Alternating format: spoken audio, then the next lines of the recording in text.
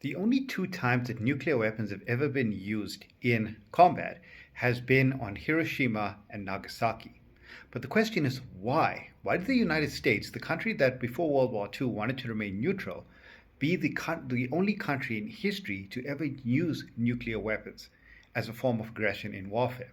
Now, the answer that was put forward and accepted by many people for many decades was that which was put forward by Henry Stimson, Harry Truman's Secretary of War.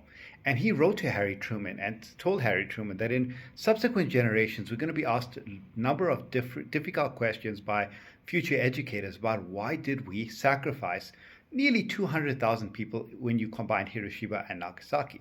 And his answer to these future doubters, what he told Truman, was that he would come up with this idea that the United States had two options: either a mainland invasion of Japan, which would in the long run result in more life loss, American soldiers and Japanese soldiers, or use the atomic bomb, which would end the war quickly, and hence the use of the atomic bomb was for humanitarian reasons.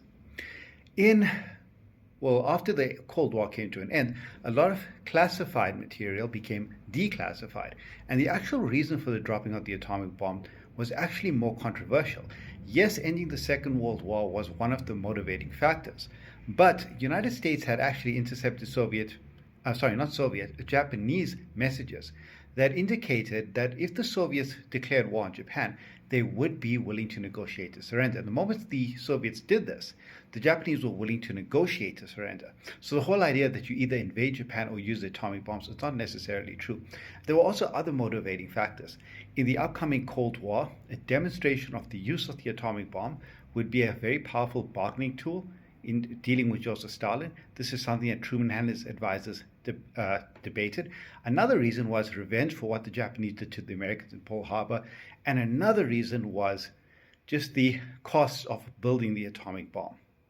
So when you factor all these other reasons, the use of the atomic bomb, which killed nearly 200,000 civilians, is not as noble as the argument that Henry Stimson had originally formulated when he wanted to satisfy the doubts of future educators.